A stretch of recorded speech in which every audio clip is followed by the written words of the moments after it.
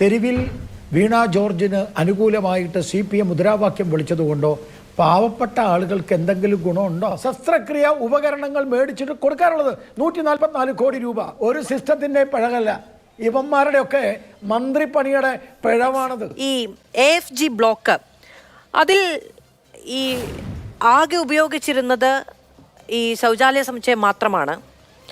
അതിൽ പ്രശ്നങ്ങൾ ഉണ്ടായിരുന്നു എന്ന് പറഞ്ഞതാണ്, അവിടെ കാര്യം കടക്കാൻ പാടില്ല എന്ന് പറഞ്ഞതാണ്.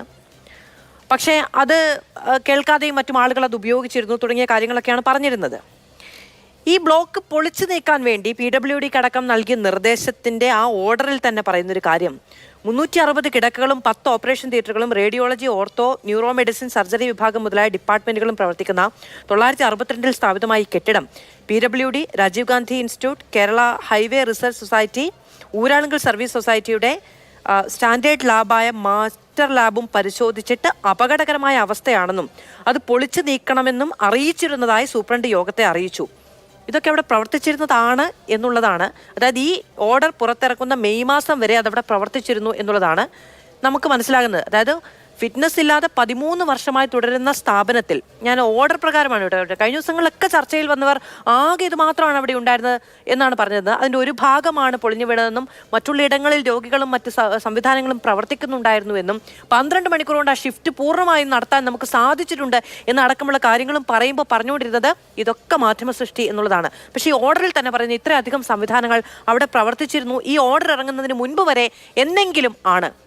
അപ്പോൾ എന്തൊക്കെ കാര്യങ്ങളാണ് ചിലത് മറച്ചു വെക്കാൻ വേണ്ടി എടുത്തു പ്രയോഗിക്കുക?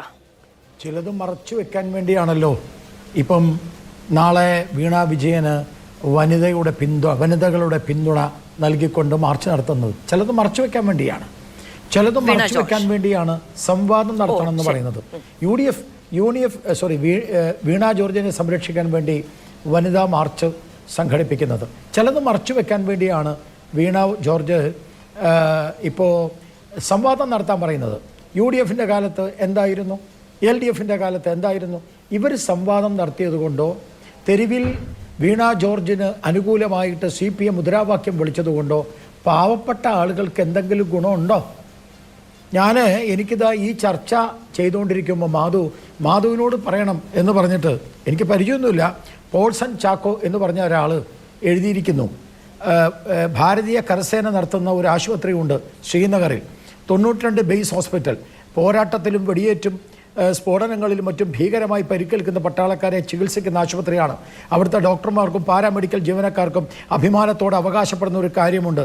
ഇവിടെ വരുമ്പോൾ രോഗിക്ക് ഒരു പൾസെങ്കിലും ഉണ്ടെങ്കിൽ അയാൾ തിരിച്ചു നടന്നായിരിക്കും പോവുക എന്ന അഭിമാനത്തോടെയാണ് അവർ പറയുക. ആ അഭിമാനം വാസ്തവത്തിൽ കേരളത്തിലെ ആതുര മേഖലയിലും ഉണ്ടാകേണ്ടതല്ലേ? വാസ്തവത്തിൽ ഞാൻ നിങ്ങളോട് പറയുന്നു, ഒരു പൾസെങ്കിലും ഉണ്ടെങ്കിൽ കേരളത്തിലെ മെഡിക്കൽ കോളേജിലോ ഗവൺമെൻറ് ആശുപത്രിയിലോ വരുന്നവർ അവരെ സംരക്ഷിച്ച് തിരിച്ചുവിടേണ്ട ബാധ്യതയാണ് വീണ ജോർജിനും ഇവിടുത്തെ ഇടതുപക്ഷ ഗവൺമെൻറ്റിനും, അത് ഏത് ഗവൺമെൻറ് ആയാലും അവർക്ക്. പക്ഷേ ഇന്ന് ഒരു പ്രശ്നവുമില്ലാതെ നടന്നു വരുന്ന രോഗി പോലുമല്ലാതെ രോഗികൾക്ക് കൂട്ടിരിക്കുന്നവർ നടന്നു വരുമ്പോൾ അവർ പെട്ടിയിൽ തിരിച്ചു പോകുന്ന ദുരവസ്ഥയാണ് ഈ കേരളം. ഇന്നത്തെ മാതൃഭൂമി പത്രത്തിൻ്റെ ഒരു വാർത്ത മാധു ശ്രദ്ധിച്ചിട്ടുണ്ടാവും. ആ മാതൃഭൂമി പത്രത്തിൻ്റെ പ്രധാനപ്പെട്ട വാർത്ത എന്താ? 144 കോടി രൂപയാണ് കൊടുക്കാനുള്ളത്. ശസ്ത്രക്രിയ ഉപകരണങ്ങൾ മേടിച്ചിട്ട് കൊടുക്കാറുള്ളത് 144 കോടി രൂപ.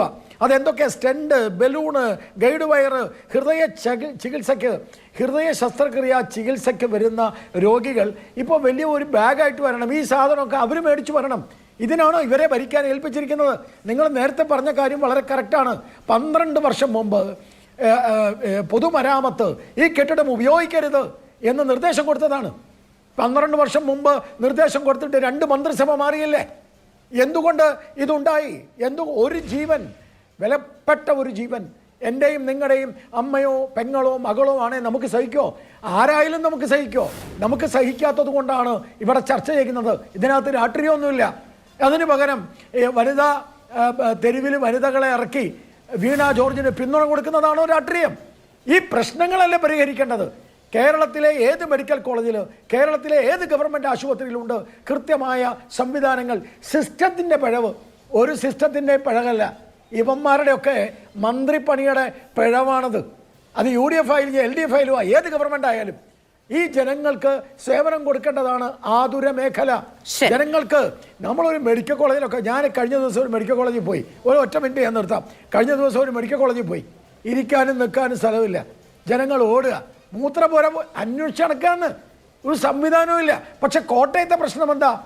194 കോടി രൂപ ചെലവഴിച്ച് കെട്ടിടം ഉണ്ടാക്കി കിടക്കുകയാണ്. വീണ ജോർജിന് സൗകര്യമുള്ള സമയത്ത് കയറ്റാൻ. ഇതൊക്കെയല്ലേ അനാസ്ഥ എന്ന് പറയുന്നത്? പാവപ്പെട്ട ജനങ്ങൾക്ക് സംവിധാനങ്ങൾ ഉണ്ടാക്കണമെങ്കിൽ ആ സംവിധാനം ഉണ്ടാക്കി ഉദ്ഘാടനത്തിന് പകരം അവരെ കയറ്റണ്ടേ? ഞാൻ ചോദിക്കട്ടെ, ഡോക്ടർ ഹാരിസിനെ എതിരായിട്ട് ഇവർ ശബ്ദമുയർത്തി. ഡോക്ടർ ഹാരിസ് എഴുതി, ജനങ്ങൾ ചർച്ച ചെയ്തു, മാധ്യമങ്ങൾ ചർച്ച ചെയ്തു, മാതൃഭൂമി ചർച്ച ചെയ്തു. ഇപ്പം എല്ലാം ചെയ്തല്ലോ. ഇപ്പം ഗവൺമെൻറ്റിന് ഒരു പ്രശ്നമില്ല. ഇവിടെ തന്നെ ഗവൺമെൻറ് മറ്റേ കോട്ടയം മെഡിക്കൽ കോളേജിൽ ഇപ്പോൾ ഉദ്ഘാടനം കഴിക്കണ്ട, എല്ലാവരെയും കയറ്റിയല്ലോ. അപ്പോൾ ഇതൊക്കെ നേരത്തെ തന്നെ കൃത്യമായി ചെയ്യേണ്ടതല്ലേ? അപ്പൊ കൃത്യവിലോപം എവിടെ ഉണ്ടായി? ഈ ബ്ലോക്കിന്റെ ഉദ്ഘാടനം കഴിയുന്നതിന് മുൻപ് തന്നെ ഷിഫ്റ്റ് ഉണ്ടാകണം എന്ന കാര്യത്തിൽ ഓർഡറൊക്കെ ഉണ്ടായിട്ടുണ്ട്. പക്ഷേ ബ്യൂറോക്രസി എന്ന് പറയുന്ന സംവിധാനം ചൊൽപ്പടിക്ക് നിൽക്കുന്നില്ല. അവർക്ക് സംവിധാനങ്ങളെയും ഭരണാധികാരികളെയും പേടിയോ ഭയമോ ഉത്തരവാദിത്വമോ ഇല്ല എന്നുള്ളതാണ്. അപ്പൊ ഈ സിസ്റ്റത്തിന്റെ എറർ എന്ന് പറയുമ്പോൾ ആ സിസ്റ്റത്തെ നിയന്ത്രിക്കേണ്ടത് ആരാണ് എന്ന് ചോദിക്കുകയാണ് ശ്രീ എച്ച് സലാം, അഡ്വക്കേറ്റ് ബി ഗോപാലകൃഷ്ണൻ അടക്കമുള്ളവർ. സിസ്റ്റത്തെ നിയന്ത്രിക്കുന്നത് ആരാണ്? ശരി.